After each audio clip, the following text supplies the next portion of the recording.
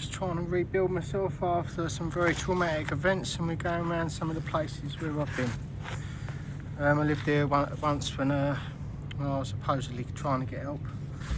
I'll tell you the story. Paul was a very flashy type of a person, always bragging about how much he was spending on projects and how generous he paid people, often for doing very little. But it was never out of kindness or generosity. It was just to feed his ego and to make others feel small. The truth is, Paul would never part with a penny unless he was getting double back, especially if it meant robbing someone for their time or skills. When I moved into care full time for someone close to me, I gave up my steady work to take on the responsibility.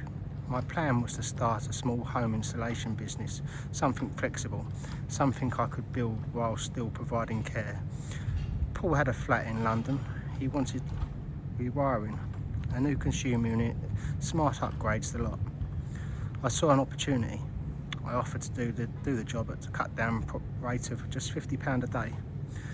Not out of desperation, but as a favour, hoping he would promote my work if I did a good job. But Paul had other ideas.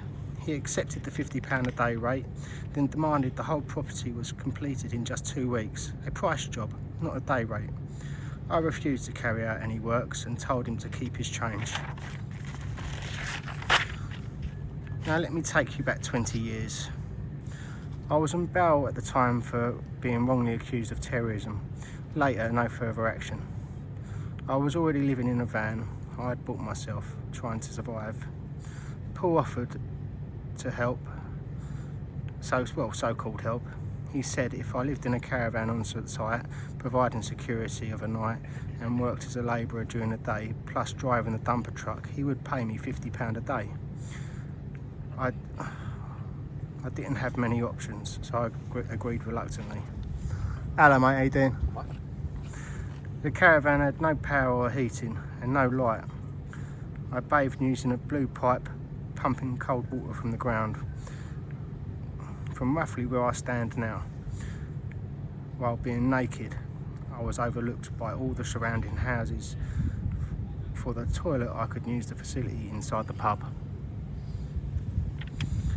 I was a 17th edition qualified electrician at the time and multi-skilled, yet Paul had me there just to pick up rubbish. He hired a known thief to do the plastering and wouldn't allow me to help the trades, and left me out of all the electrical works. The foreman used to brag how he'd been locked up with Charles Bronson. That's the type of crowd Paul kept. For a long time I held some strange respect for Paul. I thought he was a friend. I recently found out that he blamed me for something I didn't do. He said I thought I burned down his caravan after I left this site.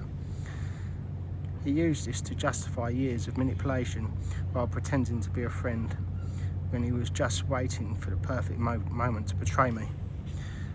In the last 5 years, while I was caring full time, Paul would turn up once or twice a week, drink half a bottle of the most expensive spirit he could find. I sometimes wondered if he would ever spend money on himself to open a bottle. We started hiding the good stuff when he visited. Paul, meanwhile, had conned the person I was currently caring for out of almost everything. Over £1 million worth of property, including a 4-bed house, a 2-bed flat, and acres of land with planning permission, all handed over for just £400,000. And it didn't stop there. The person I cared for spent the remaining money filling the properties with random stock they couldn't sell, convinced they was running a business still when they were supposed to be retired.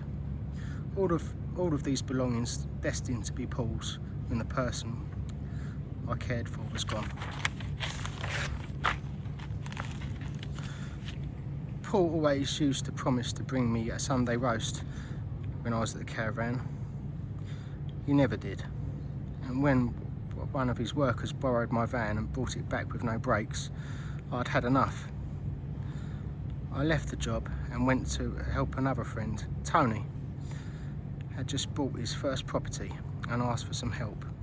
I plastered nearly the whole property and fixed a broken window, all for food and a place to sleep and some weed. He also promised that he'd service my van and fix the brakes, but the day that he said he would do this, it had already been and gone, so I left. After this, I asked Tony's dad if I could pitch a tent in their garden, as I no longer had the van, as unfit to drive. He wanted £100 a week just for a patch of grass after I had done his son's house up for nothing, some friends I had. After losing the van, I ended up with a room in the drill pub. I would often see the person I cared for drive past outside. I had worked for only £20 a day setting up their business, something I thought I was part of before, and now I was homeless. I was bitter and angry. I made a mistake and wrote something I shouldn't on a website I set up for them that later got me arrested and put in Pentonville for over a month before my dad helped me bail me out. Paul told me only recently that he believed I burned that caravan down and said that was the reason he treated me like dirt, but I had nothing to do with it. It was just another excuse, another way for him to dodge any responsibility. And now looking back, maybe all the chaos I've dealt with recently has Paul's fingerprints on it, in ways I'm only just starting to see. Let this be a warning, not just about Paul, but about how people can smile in your face while quietly pulling strings behind your back. Not all snakes hiss. And if you need one more last example of Paul's brilliance, he seriously believed that man-made diamonds were better than and more expensive than natural ones. That's just not being misinformed, that's proudly clueless.